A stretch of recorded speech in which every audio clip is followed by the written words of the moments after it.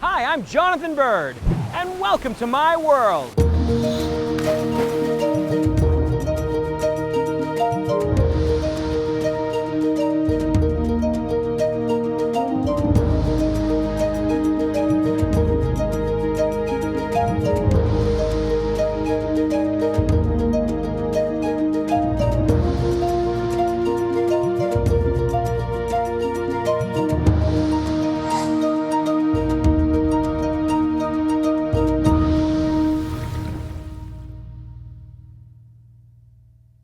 The whale shark is the largest fish in the sea, and it would take an enormous aquarium to hold a whale shark. I'm here at the Georgia Aquarium, the largest aquarium in the world. They don't have a whale shark. They have 4. The Georgia Aquarium is one of the world's most spectacular. It houses exhibits ranging from coral reefs to kelp forests, saltwater to freshwater, warm water to cold water, and just about everything in between. But there's no doubt that the 6.3 million gallon Ocean Voyager exhibit is the most impressive part of the Georgia Aquarium. It's as deep as a 3-story building, and the main viewing window is larger than a movie theater screen, creating a fantastic place to sit and watch the fish go by.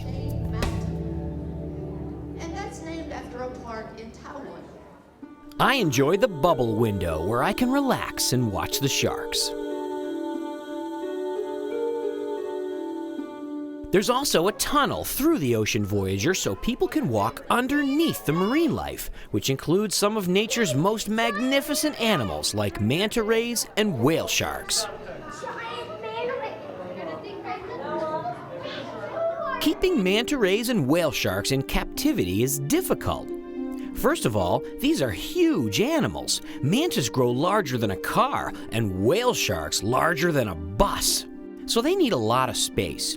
But they pose another interesting challenge as well. Both are filter feeders. In the wild, they strain their planktonic food by swimming with an open mouth and capturing small animals from the water on their gill rakers. In an aquarium, there's no plankton. Aquarists had to train the animals for hand feeding. To learn how they feed the mantas, I make my way to the top of the Ocean Voyager exhibit, a nearly football field-sized fish tank. There I meet Chris Coco, the curator of zoological operations. We'll be staged here, and this is where you're going to jump and help us load the ladle. He introduces me to biologists Christy Elo and Kelly Maples, the aquarists who are going to show me how to feed the mantas. All right, this is Christy and Kelly. Hi, nice Jonathan to meet Bird. you, Jonathan.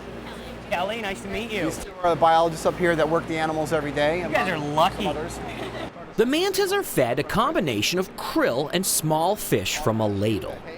Since the mantas can't swim in place, they have to be fed while they swim by gently ladling the food out in front of their mouths. Wow, fantastic. Here we go. We'll fill it up. About that much? That's good?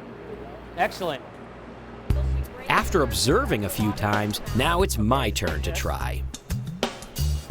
Okay, and then you just trickle it out. Yeah, the key is to not dump it too soon. She's going to stick with you and stick with the ladle, so. A little more, or then? I don't know, I'm a little nervous. There's all these people watching. I don't want to mess it up. I mean, it looks so easy, but I know it's not. The one thing that we do ask, the one thing that it can be a little difficult when you get a little bit of water in as you go, try to keep the ladle out in front of her. She gets moving kind of fast, so it is possible to kind of hit her in the face with the ladle. So. Try not to.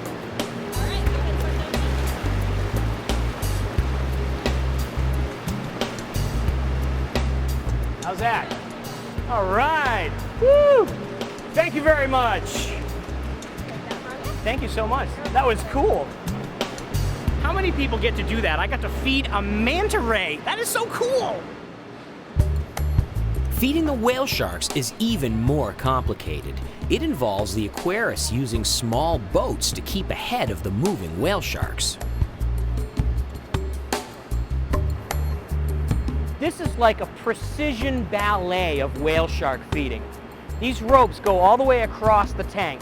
and each aquarist has to pull themselves along in a boat, scooping out the food, staying just ahead of the whale shark. But what's really amazing is that each whale shark gets a different diet, so they're only feeding one particular shark. And the sharks are trained to only follow one particular boat. The best part about it is nobody bumps into each other. It's amazingly well orchestrated, and really, I can't imagine how long it took to train the sharks to do this. While I get the bird's eye view of the feeding from above, the aquarium visitors get the fisheye view from below in the tunnel with the sharks feeding directly overhead. If feeding these animals looks a little complicated, imagine how hard it was to get them here. It all started in Taiwan, where the sharks are hunted for food. The Georgia Aquarium teamed up with a local fisherman to capture a live whale shark. Once they had it in a pen, they transferred it to a specially made sling.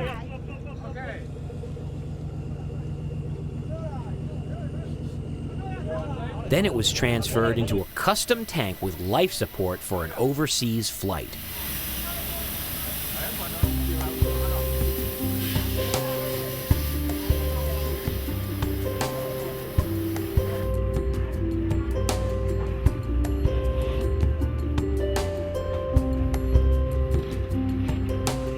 Finally, the shark was flown on a private charter across the Pacific all the way to Atlanta, where it was driven to the aquarium. It's quite a journey for a shark.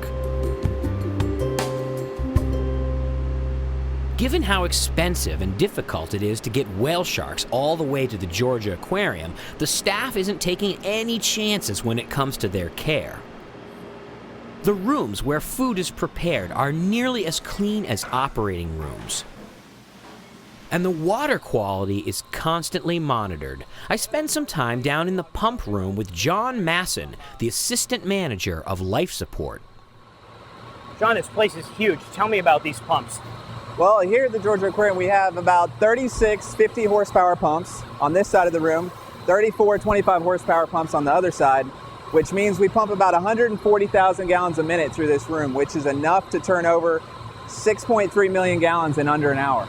So you can pump the entire exhibit, 6.3 million gallons in 1 hour. Yeah, actually we can. It's equivalent of one of these pumps can actually fill a swimming pool in about 15 minutes, which about 30,000 gallons. So each one does about 2,000 gallons. Wow, that's a lot of water. It is a lot of water. I notice there's no leaks. We try to minimize all of our leaks at least, yes. Good plumbing. Yeah, it's nice. Now you might be wondering, if you're in Atlanta, Georgia, and you want to have 6.3 million gallons of ocean water, what do? Well, Instant Ocean, gigantic bags of powdered sea salt and minerals. Mix it with fresh water, and you got ocean. And I'm about ready to try diving in this inland ocean, so I head upstairs for my briefing with dive master Devin Fleming. All right, so basically once we get done here, we're gonna get you guys set up in the locker rooms. We're gonna throw in the dock for you, move your gear down there. It is also basically valet diving. So once we get done with the briefing, you guys are gonna get changed and we're gonna head down to the dock. Just put your fins, your mask and gloves on. We'll get your gear put on for you guys, and then we're gonna ask you to do a forward roll into the water once your dive masters cleared you to go. While I go and get my gear on, they put the dock in the water. They don't leave it in all the time because the animals might injure themselves on it. Now the moment I've been waiting for all day. Oh, and look, they gave me a sign so I won't mistake my gear for anybody else's. You know what's interesting about this is they don't want to get any contaminants into the exhibit, so they don't even want us to use our own dive gear. We have to use wetsuits from the aquarium, BCs, regulators, everything. They were really nice though, and they let me use my own fins, but first we had to put them in disinfectant, so they are now extremely clean. Yeah, they won't hurt you at all. Did you go in? Yes, you may enter the water. All right, let's go check it out. All right. There's a whale shark right under me. Oh, that's pretty cool. Before I even have my camera, a whale shark swims silently right below the dock. It's hard to believe that I'm in a giant fish tank with a whale shark.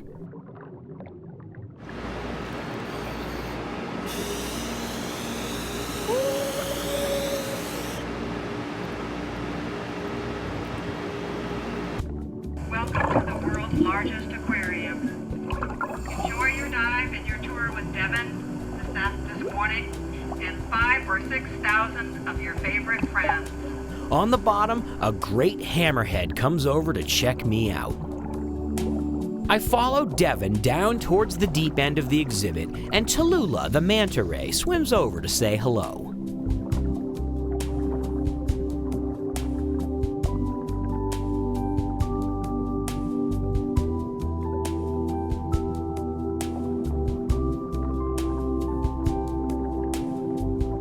Soon I pass over the tunnel with lots of people inside.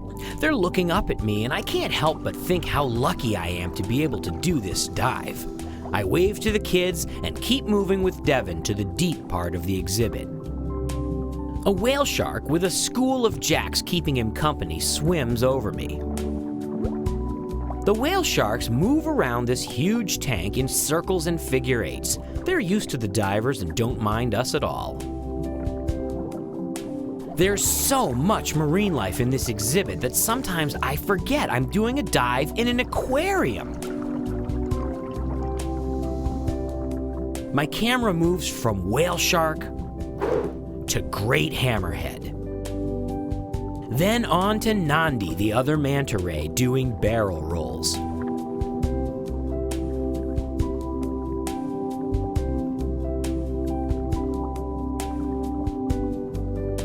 Then, back to another hammerhead.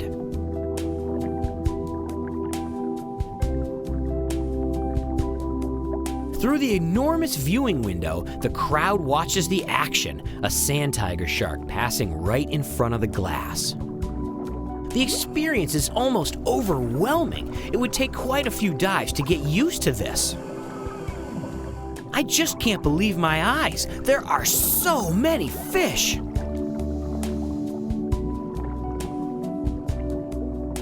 On the bottom, a sawfish catches my attention. This is a kind of ray with a saw-like nose for hunting prey. I've never even seen one of these in the wild, but they have nearly a dozen of them in this exhibit.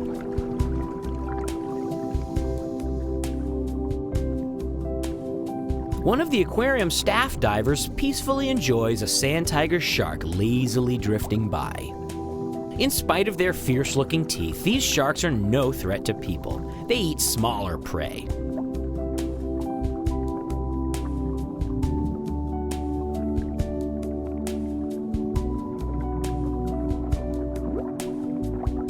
Soon, my dive nears the end.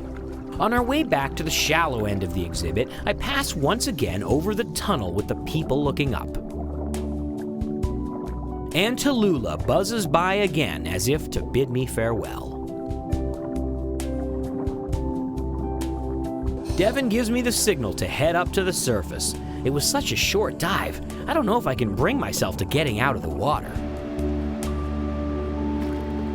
I have never been on a dive with so many species of fish. I don't even know where to point my camera. I gotta go back in.